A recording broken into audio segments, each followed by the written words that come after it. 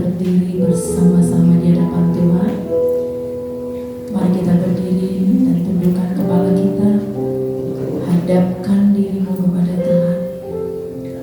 Bapa yang sangat baik, kami mengucap syukur buat segala perbuatan-Mu yang ajaib, perbuatan-Mu yang luar biasa. Tuhan telah menyertai hidup kami sampai di titik ini.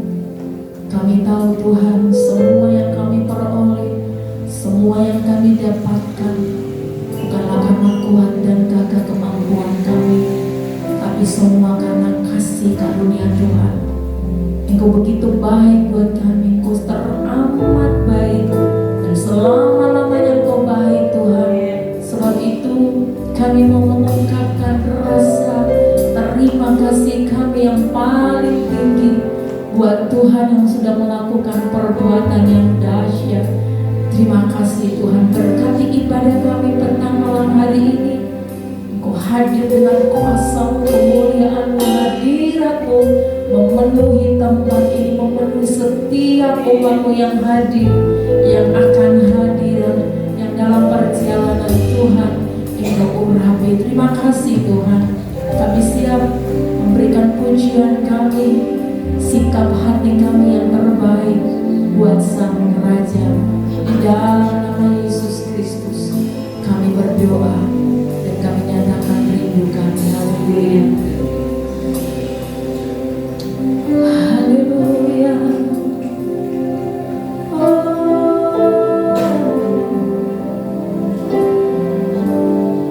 Terima kasih Tuhan.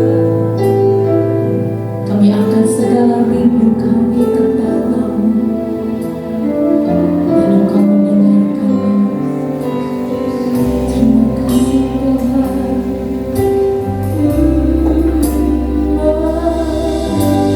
Tuhanku rindu masuk dalam hadirat-Mu.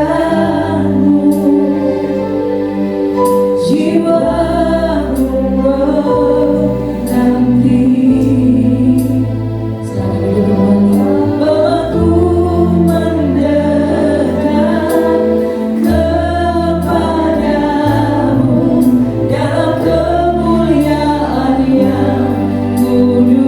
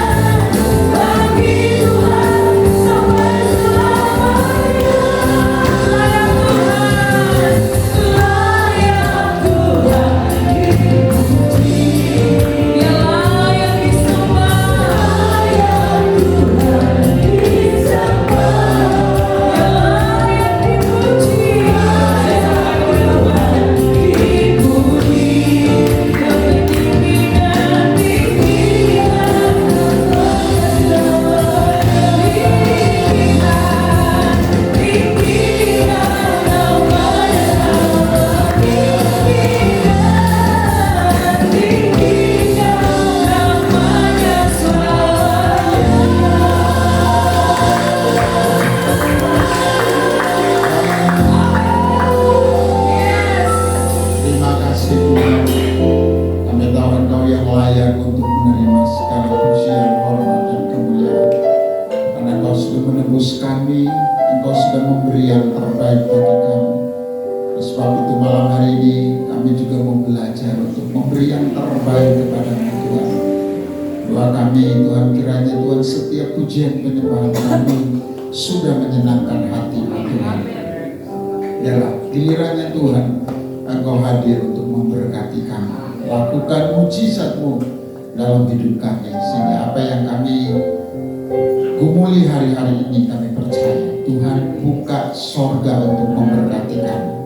Terima kasih Tuhan Yesus, urapi kami semua, baik hamba-Mu yang berbicara dan jemaat Tuhan yang mendengarkan. Biarlah kiranya Roh Kudus yang terus berbicara kepada kami, sehingga firman-Mu menjadi rema bagi kami. Terima kasih Tuhan, dalam nama Tuhan Yesus Kristus kita semua yang mengasihi Tuhan, sama-sama kita katakan amin. Silakan duduk. Shalom. Shalom.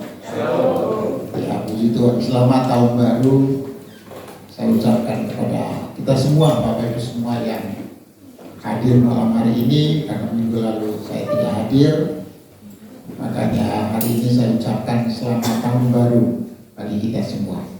Puji Tuhan, doa saya tahun 2026 menjadi tahun yang penuh dengan keajaiban. Amin. Ya, jadi tema yang saya beri untuk tahun ini, ya saya kasih tema tahun keajaiban. Ya, saudara percaya, saudara bisa mengalami keajaiban Tuhan. Amin.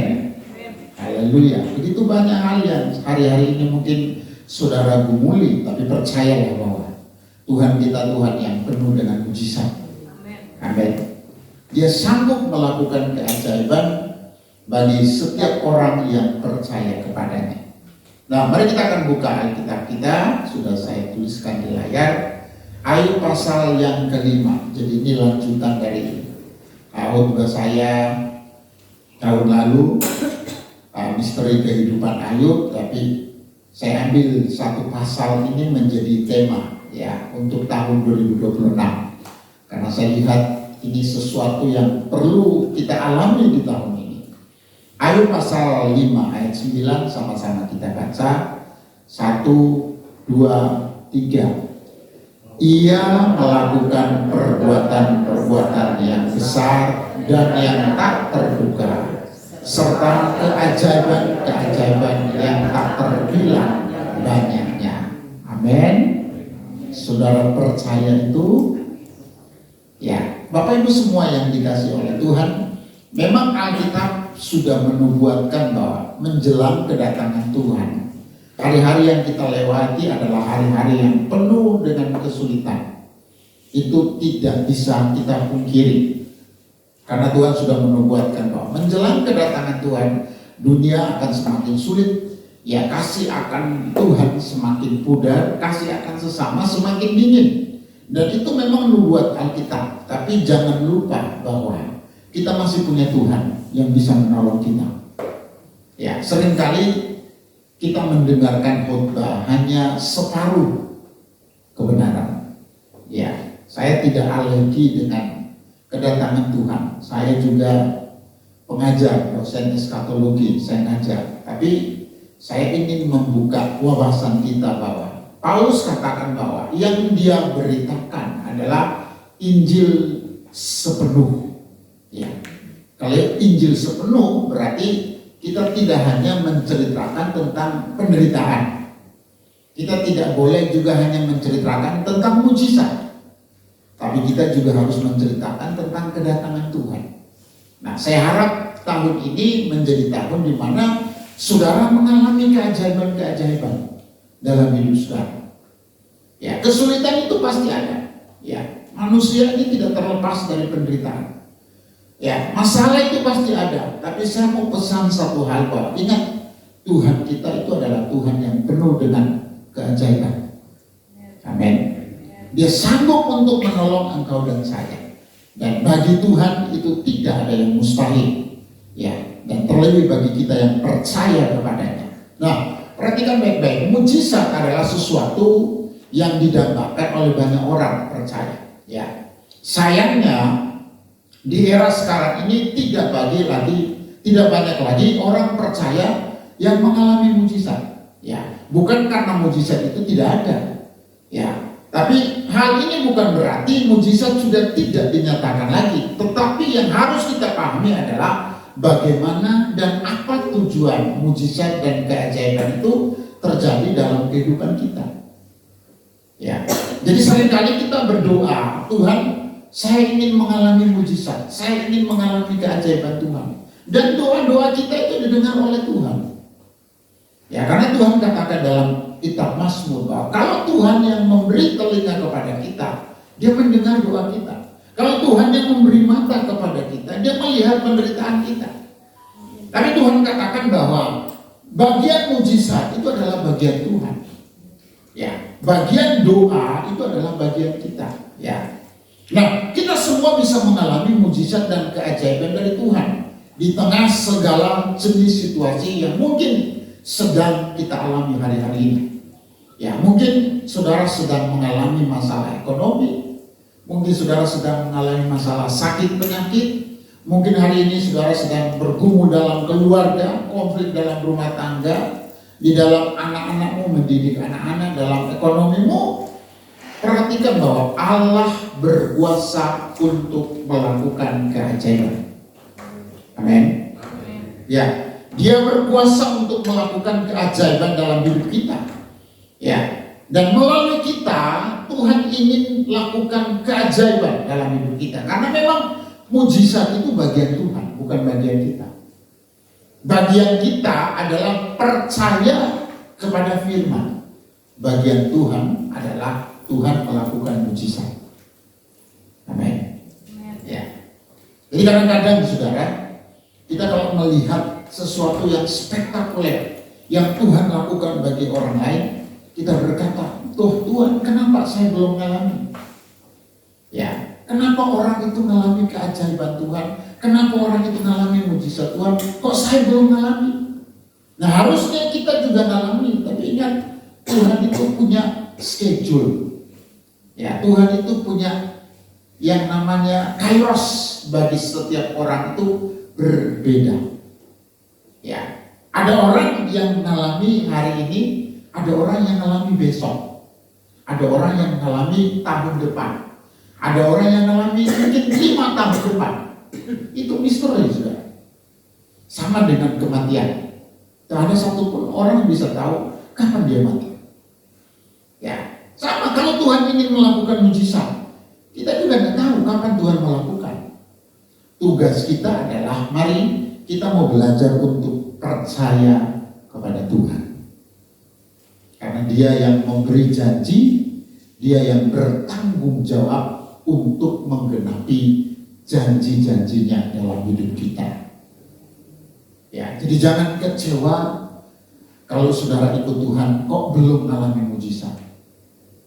Jangan sakit hati kalau saudara sudah cinta Tuhan kok rasanya yang kita doakan, yang kita minta, yang kita harapkan kok belum terjadi. Ingat, Tuhan itu Dia Tuhan yang Maha Tahu. Ya, kalau Dia Maha Tahu, serahkanlah kepada Dia. Ya, seringkali kita mendengarkan ilustrasi hal yang sederhana. Ya, misalnya saudara, Anda punya uang yang banyak, saudara kaya raya. Kalau anak kita belum bisa naik sepeda motor, dia minta sepeda motor, gak mungkin saudara kasih. Yo, naik sepeda motor aja belum bisa kok. Kita mau belikan sepeda motor, dia baru umur 5 tahun. Ya, anak saya selalu ngomong, Pak, nanti kalau Bapak sudah punya uang 1 miliar, belikan motor trail ya. Dia kan gak ngerti duit juga. Saya cuma bilang, ya doakan aja. Toh saya punya uang, belum tentu saya beli. Karena belum bisa naik motor. Sama, Tuhan itu mendidik kita dengan cara yang sama. Ya, kadang-kadang apa yang kita minta Tuhan lihat bahwa kita belum layak untuk Dia kasih. Ya, ada hal-hal tertentu yang Tuhan lihat kita belum bisa mengelola dengan baik. Jadi Tuhan bilang tunggu dulu. Nah, yang pertama saudara, kita ingin belajar bersama-sama. Yang pertama, bagaimana kita mengalami keajaiban Tuhan di tahun 2026 ini. Ini yang ingin saya sampaikan kepada kita semua. Yang pertama, saudara harus menjadi orang percaya yang suka mencari Allah. Ya, kenapa? Karena dia sumber mujizat, dia sumber keajaiban. Ya, tidak ada satupun orang yang bisa melakukan mujizat dalam rumah tangga saudara. Tidak ada, saudara. Tidak ada. Tidak ada pun satu manusia yang mengubah keadaanmu menjadi lebih baik. Hanya Tuhan yang bisa melakukan. Ya. Nah, kalau Tuhan yang bisa melakukan, saudara harus suka mencari Tuhan. Ya. Di mana ayatnya dalam Ayub pasal 5 ayat 8. Sama-sama kita baca. 1, 2, 3. Tetapi tentu aku akan mencari Allah, dan kepada Allah aku akan mengadukan perkaraku. Ya, setiap kita ini punya perkara, ya, punya masalah. Ya, jadi kalau kita punya masalah, kepada siapa Anda mengadu? Ya, kita seringkali lebih suka mengadu kepada manusia. Ya, kalau kita lihat orang ini kaya, orang ini punya uang, kalau kita punya masalah, kita cari orang itu. Karena kita lihat, wah, ini orang bisa nolongin saya. Belum tentu, saudara, dia bisa nolongin Anda. Hanya Tuhan yang bisa menolong Anda. Tuhan pakai manusia, pakai orang untuk menolong kita. Tapi kalau Tuhan belum berbicara untuk orang itu, ya sudah. Dia mau gimana pun kekayaannya, ya kalau Tuhan belum mau kasih untuk Anda, ya tidak dikasih. Ya. Jadi kita harus ngerti bahwa hanya Tuhan itu sumber mujizat, bukan manusia. Kenapa kita sering kecewa? Karena kita lebih mengandalkan manusia daripada Tuhan. Kalau kita mencari pertolongan sama manusia dan dia tidak bisa nolong, kita kecewa. Kok nggak bisa nolong saya ya? Ya, semua orang termasuk saya. Kita semua pernah masuk dalam posisi seperti itu. Tapi jangan kecewa. Kalau Tuhan izinkan saudara dan saya, kita masuk dalam situasi-situasi itu, Tuhan ingin mendidik kita supaya kita balik kepada Tuhan. Ya, jangan kecewa, jangan mudah sakit hati. Kalau saudara susah, orang nggak nolongin. Ya, kadang-kadang ya Tuhan mengizinkan itu supaya hati kita itu bergantung sama Tuhan, bukan sama orang. Amin. Ya, jadi mari kita mau belajar mencari Tuhan. Ya, Tuhan katakan, carilah aku selama aku berkenan untuk ditemui. Pada saat tertentu, saudara mau cari Tuhan, Tuhan bilang, sudah, waktunya sudah terlambat. Ya, makanya Tuhan ngomong begini sama murid-murid, tidak sanggupkah kamu berdoa dan berjaga-jaga 1 jam saja? Ya, kita kalau menghadapi masalah, menghadapi sakit, berdoa cari Tuhan 1 jam. Ya, kalau kita lagi enak, cari Tuhan 1 jam mau? Halo? Shopping di mall lebih enak daripada doa. Tapi kalau sudah posisi tidak ada jalan keluar, jalan sudah buntu, baru kita mau cari Tuhan. Nah, ini yang kadang-kadang Tuhan bilang, saya izinkan itu biar kamu kembali sama aku. Ya. Jadi bagaimana kita bisa mencari Allah? Jadi mencari Allah itu bukan dengan jiwa. Ya, pikiran kita, perasaan, kehendak itu tidak bisa membuat kita ketemu Tuhan. Ya. Kalau kita mau cari Tuhan, kita harus cari dengan roh. Ya. Orang mau sekolah sampai S3 pun teologi, kalau dia tidak mencari Tuhan dengan roh, dia tidak bisa ketemu Tuhan. Karena memang Allah itu adalah roh. Ya. Nah, perhatikan, di saat menghadapi masalah dan tantangan hidup yang berat, kita harus belajar mencari Allah, bukan mencari kambing hitam. Ya, jujur, ya, kalau kita punya masalah, kita cari Tuhan atau cari kambing hitam? Jujur, ya termasuk saya. Kita kalau punya masalah, kita cari siapa yang bisa disalahkan. Loh,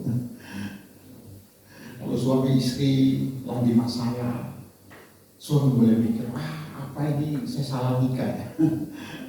Istri juga kalau punya masalah mulai mikir, apakah saya salah pilih ya? Ini salah siapa ya? Perhatikan saudara, saya tulis sana. Ingat, Allah tidak pernah salah dan Allah tidak mungkin salah. Amin. Saudara percaya itu? Jadi Allah tidak pernah salah dan Allah tidak mungkin salah. Artinya, setiap masalah yang saudara sedang hadapi sekarang, Tuhan tahu bahwa lewat inilah engkau bisa berubah. Dia tahu jalan hidup kita. Ya, ada orang yang keras kepala, dipakai cara apapun nggak menurut. Ya, jadi Tuhan tahu. Nah, kalau lewat sini pasti dia berubah. Tuhan tahu. Tuhan tahu kekerasan hati kita. Tuhan tahu kelemah lembutan Anda dan saya. Makanya dalam Alkitab, orang Israel itu hanya akan ditaklukkan dengan antikris. Ya, jadi Allah sudah siapkan yang namanya antikris. Nanti suatu saat mereka ditaklukkan dengan aniaya yang dilakukan oleh antikris, baru mereka percaya sama Tuhan. Nah, sama saudara, model saya sepertinya Tuhan tahu caranya gimana naklukkan Yeremia. Ya, kasih masalah apa yang paling baik untuk Yeremia. Ya, Tuhan tahu model kita itu seperti apa. Bagaimana cara dia menangani kita, Tuhan tahu caranya. Jadi kalau Tuhan mengizinkan masalah dalam hidup kita, mari kita mau belajar untuk mencari Tuhan. Kita mau kembali kepada Tuhan. Ya, jadi masalah yang diizinkan Tuhan itu dengan maksud kita ditarik. Anda dan saya ditarik. Kembali, ayo kembali sama Tuhan. Ya. Nah, next. Perhatikan. Yesus itu memberi contoh. Ya. Jadi jiwa Yesus itu berdarah manusia. Ya, tubuh Yesus ya berdaging manusia. Jadi dia harus berjuang untuk menuruti kehendak Bapa. Ya, sama kita juga. Saat kita mengalami masalah, kita dipaksa untuk cari Tuhan. Ya. Yesus ini 100% Allah, 100% manusia. Dan kita juga diciptakan sempurna dengan Dia. Ya, yang punya jiwa, yang punya tubuh, ya, bedanya cuma satu. Ya, roh Yesus itu tidak dari dosa. Kita kan rohnya kan keturunan Adam kita ini. Ya. Yesus beda. Benihnya bukan benih dosa. Nah, kita semua benih dosa, benih Adam. Nah, kalau itu benih dosa, benih Adam, berarti Tuhan harus pakai cara yang keras untuk mendidik Anda dan saya. Ya, jadi kadang-kadang Tuhan pakai cara yang menyakitkan supaya mendidik saudara dan saya. Ya, jadi kita mau belajar, saudara. Nah, perhatikan dalam Alkitab, kalau kita melihat manusia itu punya roh, punya jiwa, punya tubuh. Nah, saya katakan tadi, bagaimana kita bisa mencari Allah? Kita harus mencari dengan roh kita. Kalau Anda baca ayat-ayat ini, Mazmur 70 ayat 7, Daud katakan, rohku mencari-cari Tuhan. Ya, dan jiwa kita harus merindukan Tuhan. Sama seperti Daud nyanyikan di dalam Mazmur 44. Ya, jiwaku merindukan Engkau. Ya, jadi pikiran perasaan kita tiap harus ngomong gini, ini hari terakhir saya hidup. Coba kalau Anda tahu hari ini hari terakhir Anda dan saya hidup, gimana perasaannya? Halo? Kalau besok Anda tahu besok jam sekian saya mati, kira-kira dari pagi sampai besok sebelum jam itu apa yang Anda lakukan? Ya. Makanya Martin Luther ngomong gini, saudara. Biarkan burung itu terbang di atas kepalamu, tapi jangan biarkan burung itu bersarang di atas kepala. Jadi hidup yang Anda jalani, Anda bisa diganggu dengan pikiran-pikiran yang lain. Mikir duit, mikir rumah tangga, mikir kerjaan, boleh. Tapi jangan biarkan pikiran itu bertelur dan menghasilkan yang tidak baik di atas kepala. Anda harus berpikir begini, ini hari terakhir saya hidup, besok saya bisa mati. Nah, kalau saudara punya jiwa yang seperti itu, tiap hari Anda rindu sama Tuhan. Tuhan, tolong saya tidak bisa hidup tanpa Tuhan. Pasti juga kita akan ngomongkan sama Tuhan.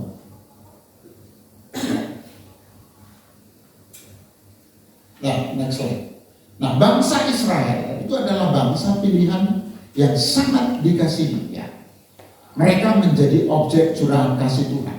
Namun demikian, saat mereka sedang mengalami masalah, mereka suka mencari kambing hitam dan suka bersungut-sungut. Waktu mereka kelaparan di padang gurun, mereka salahkan siapa? Salahkan Musa. Ini gara-gara Musa bawa kita keluar dari Mesir. Kalau Musa tidak bawa kita keluar, kita masih bisa makan enak. Itu omelan. Ya, sungut-sungut yang selalu mereka katakan kepada Musa. Nah, perhatikan bagaimana respon kita saat kita menghadapi masalah. Ya, saya rindu kita semua belajar. Waktu kita menghadapi masalah, mari roh kita mencari Tuhan. Jiwa kita merindukan Tuhan.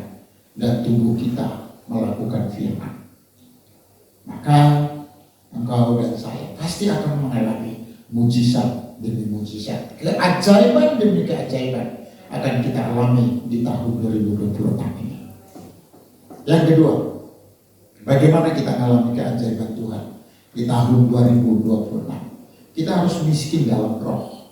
Ayub pasal yang kelima ayat 15-16, kita baca sama-sama. 2, 3. Tetapi ia menyelamatkan orang-orang miskin dari kedahsyatan mulut mereka dan dari tangan orang-orang kuat. Demikianlah ada harapan bagi orang kecil dan kecurangan tutup mulut. Ya, ada dua kata yang menarik, orang-orang miskin dan orang kecil. Ya, siapa mereka? Ya, kalau dikatakan orang miskin, berarti nggak punya. Ya, nggak punya apa-apa, tidak bisa diandalkan dan tidak mampu untuk melakukan sesuatu tanpa orang lain. Itu definisi miskin. Ya, jadi kalau orang miskin, ya berarti dia nggak berdaya. Ya, dia tidak bisa melawan apa yang dikatakan. Dia harus nurut karena memang dia miskin, dia tidak punya kekuatan untuk bisa membantah. Nah, dalam Matius pasal 5 ayat 3, next slide. Matius pasal 5 ayat 3 dikatakan di sana, kita baca bersama 2, 3. Berbahagialah orang yang miskin di hadapan Allah, karena mereka lah yang punya kerajaan surga. Nah, ini ciri khas orang yang mau jadi penghuni surga. Ya, jadi kalau Anda mau jadi penghuni surga, roh Anda dan saya ini harus merasa kurang terus. Yang selalu kita rasa kurang apa? Duit. Ya, kalau sama duit kita merasa kurang terus. Tapi sama Tuhan, halo, pernah nggak Anda merasa, kok sama Tuhan saya kurang? Ya, ada yang selalu merasa, kok saya nggak dipuji ya? Kok di sana dipuji, terus dipuji, saya kok kurang pujian? Kok saya nggak sayang ya? Selalu merasa kurang disayang.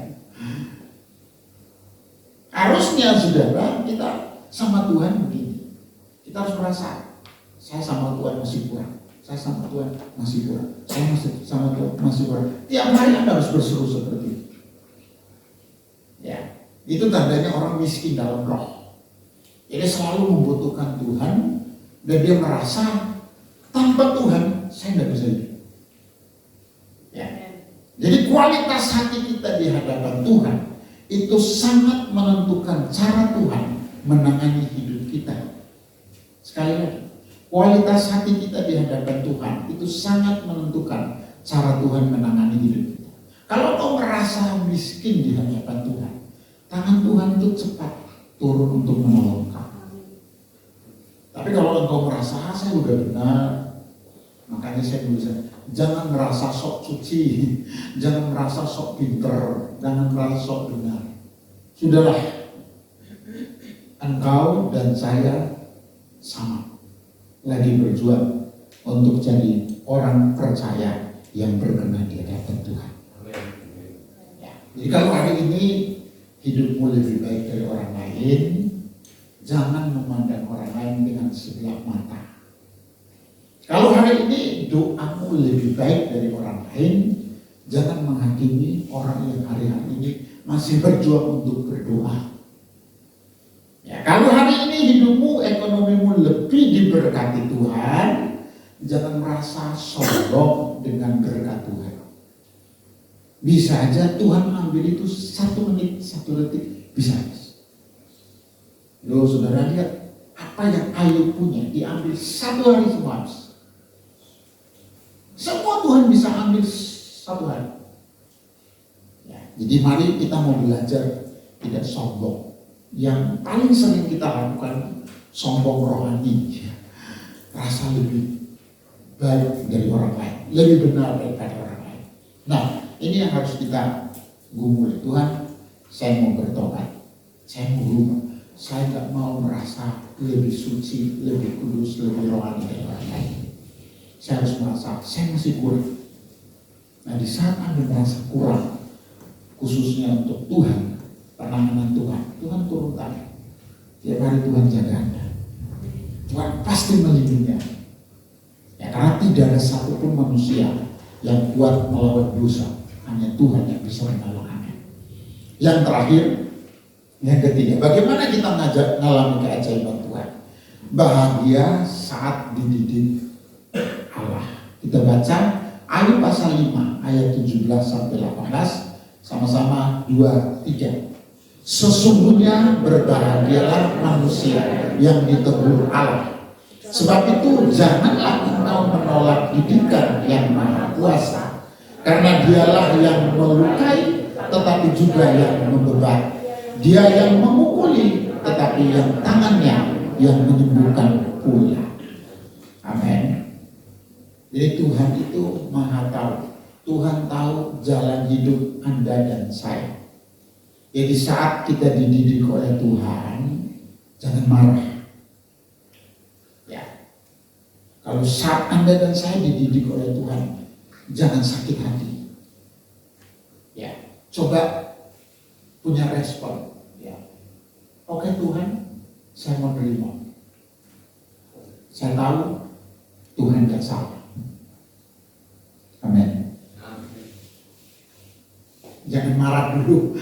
Ya, kalau kita karena Tuhan ngomong sini saudara, karena Dialah yang melukai, tetapi juga yang membebat. Jadi kalau Tuhan itu izinkan masalah, sebenarnya Tuhan tahu solusinya.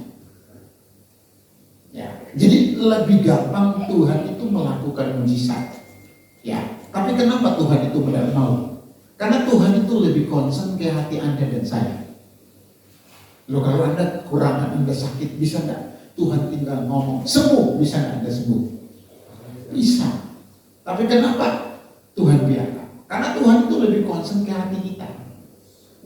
Jadi Dia ingin memperbaiki, bukan untuk sekedar menyembuhkan sakit Anda, tapi Tuhan lebih concern untuk menyembuhkan karakter kita.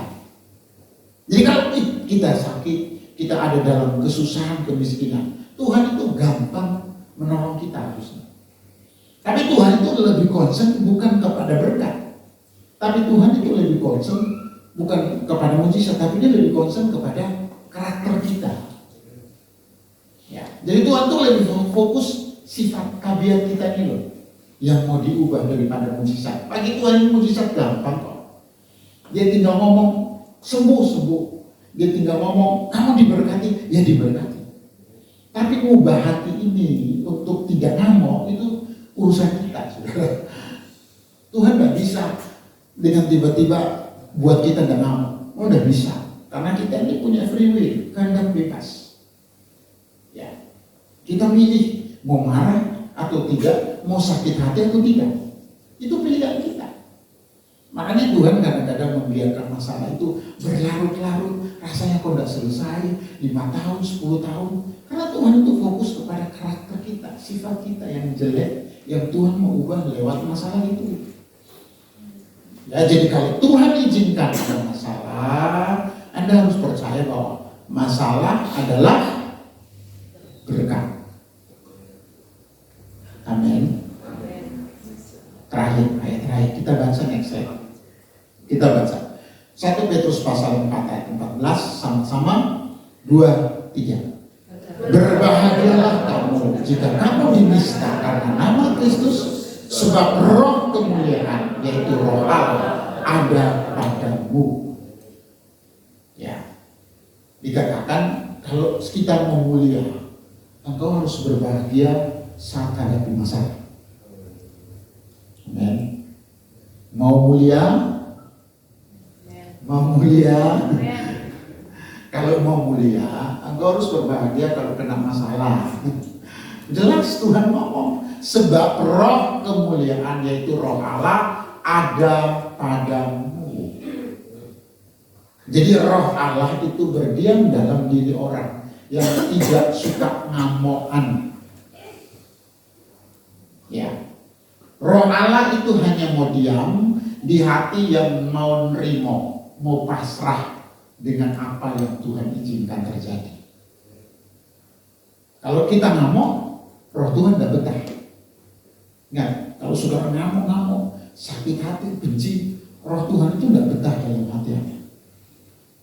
Anda harus berani diam, kunci mulut Anda. Ini tidak gampang. Ngomong gini di pendeta pun susah. Saya juga susah kalau menghadapi gini. Tapi firman Tuhan tidak boleh dikurangi. Firman Tuhan harus saya omongkan. Karena ini perintah Tuhan. Ya. Kalau Anda baca Yohanes 14 ayat 15 sampai 16, Tuhan ngomong gini, Roh Kudus itu diberi kepada orang yang mau taat. Ya. Jadi saat kita hidup dalam kebenaran dan hidup kita harus dianiaya, dihina, jangan membalas. Karena saat yang sama Roh Kudus ingin diam dalam hidup kita. Ya, mari kita mau belajar tahun 2026. Saya yakin kalau Anda melakukan 3 hal ini, hidupmu penuh dengan keajaiban. Tidak usah dengar kata dunia, oh Indonesia krisis, Indonesia, jangan dengar itu. Lakukan aja yang 3 ini. Anda harus cari Tuhan, rohmu harus miskin di hadapan Tuhan. Ya, jangan suka ngamuk kalau ada masalah. Pasti hidupmu penuh dengan keajaiban. Pegang ini, maka tahun 2026 akan menjadi tahun yang penuh keajaiban. Engkau akan melihat perkara-perkara yang ajaib terjadi dalam rumah tanggamu, dalam studimu, dalam pelayananmu, dalam bisnismu. Amin. Mari kita datang kepada Tuhan. Haleluya. Kita nyanyikan satu pujian. Bekerjalah Roh Kudus.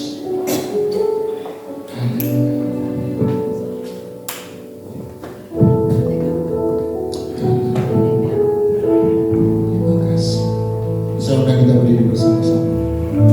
Kita menyanyikan pujian ini. Kita mau datang kepada Tuhan.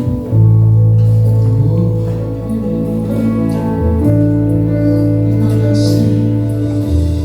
Roh Kudus hadir di sini.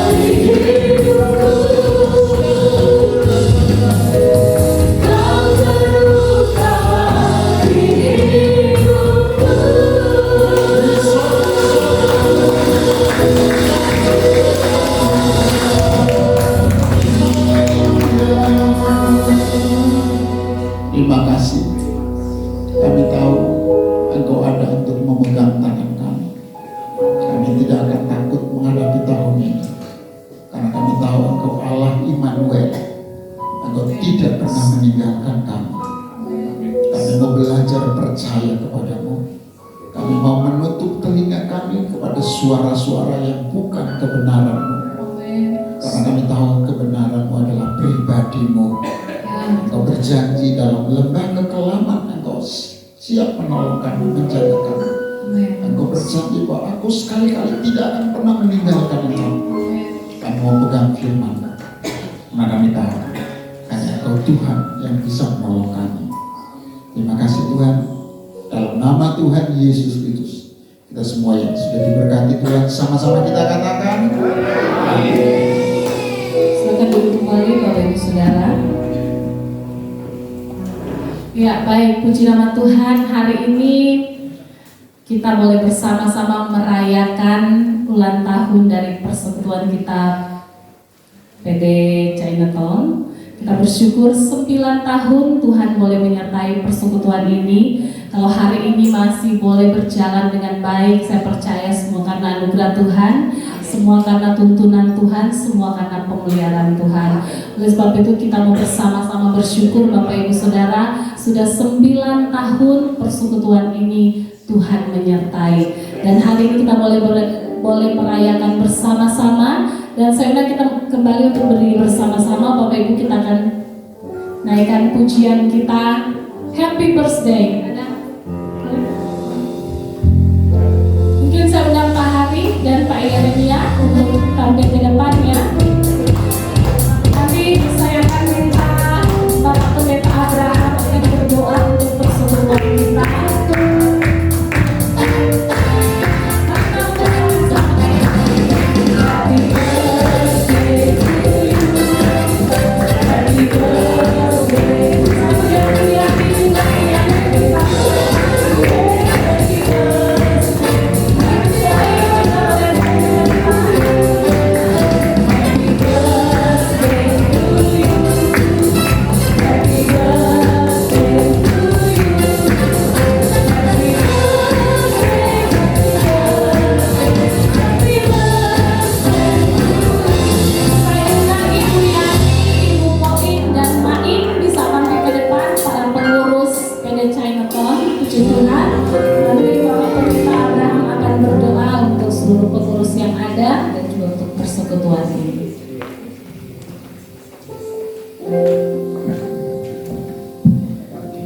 Bapak Ibu, mari kita berdoa. Kita bersyukur sudah 9 tahun Tuhan menyertai persekutuan doa ini sampai hari ini ada dan terus bisa berjalan, dan kita terus berdoa supaya lebih banyak lagi jiwa-jiwa yang bisa ikut bersama, tergerak dan menjadi berkat.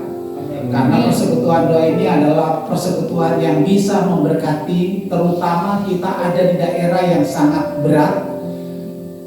Daerah pecinan ini Bapak Ibu lihat sendiri keadaannya, dan ini perlu pengurus-pengurus yang diurapi Tuhan. Dan mereka ada 9 tahun ini karena anugerah Tuhan. Mari kita berdoa. Kami bersyukur buat kebaikan Tuhan. Kami sudah beribadah dengan baik, memuji, membesarkan nama Tuhan. Kami sudah mendengar firman-Mu, dan hari ini Tuhan, kami mengingat peristiwa yang pernah terjadi 9 tahun yang lalu, dan sampai hari ini PD Chinatown masih tetap eksis. Dan yang Kau berkati buat semua pengurus yang ada Tuhan, biarlah mereka boleh mengalami anugerah demi anugerah, untuk supaya mereka dapat menjadi saluran berkat bagi jiwa-jiwa yang membutuhkan Tuhan. Dan kami berdoa buat tempat ini adalah pusat untuk penyebaran kuasa dan firman, supaya ada banyak orang yang bisa diselamatkan, khususnya pecinan ini kami rebut untuk Tuhan. Kami berdoa buat pengurus yang ada, baik ketua, koordinator, siapapun mereka milik Tuhan. Dan biarlah mereka terus melayani sampai Tuhan Yesus datang. Karena itulah pekerjaan kami. Dan kalau sampai hari ini Tuhan kami masih bisa melayani bersama, itu artinya keajaiban sedang terjadi dalam hidup kami. Terima kasih Roh Kudus. buat segala sesuatunya yang sudah Engkau berikan bagi kami. Kami bersyukur, kami berdoa dan berterima kasih di dalam nama Yesus. Dan sekarang saudara-saudara, pulanglah dengan membawa berkat kasih karunia dari Allah Bapa, cinta kasih dari Tuhan Yesus Kristus, persekutuan dengan Roh Kudus menyertai engkau. Tuhan memberkati engkau dan melindungi engkau. Tuhan menyinari engkau dengan wajahnya dan memberi engkau kasih karunia. Tuhan menghadapkan wajahnya kepadamu dan memberi engkau damai sejahtera. Mulai malam hari ini sampai Maranatha Tuhan Yesus datang pada kali yang kedua, bahkan sampai selama-lamanya, Tuhan memberkati engkau. Haleluya. Amin. Tuhan memberkati.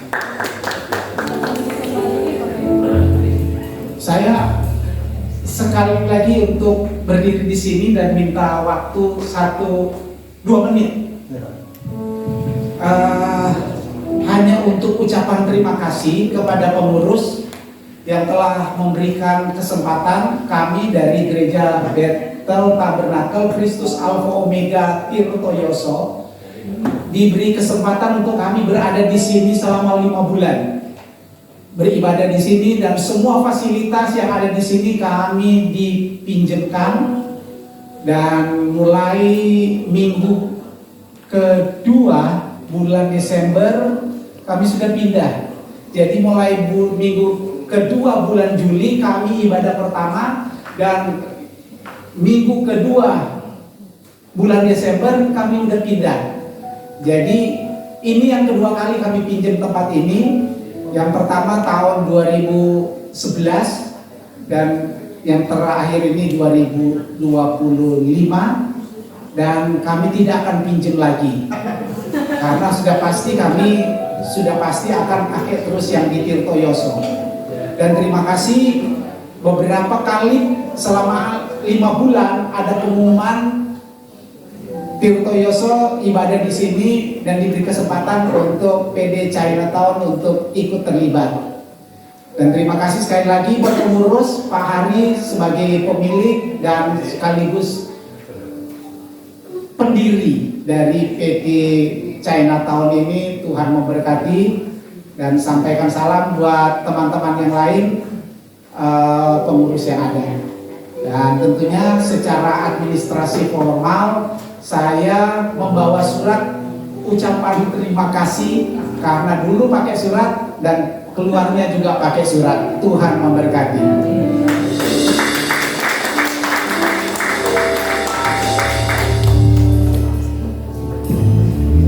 Ya, Bapak Ibu, untuk pengumuman seperti biasa di tempat ini ada menara doa setiap hari Kamis jam 11 siang. Mari bergabung dalam menara doa ini, dan juga ada malamnya ada ibadah di tempat ini. Mari kembali kita boleh bergabung bersama-sama minggu depan di jam yang sama 6:30 malam. Kita beribadah kembali di tempat ini. Baik, selamat pulang. Tuhan Yesus memberkati kita semua.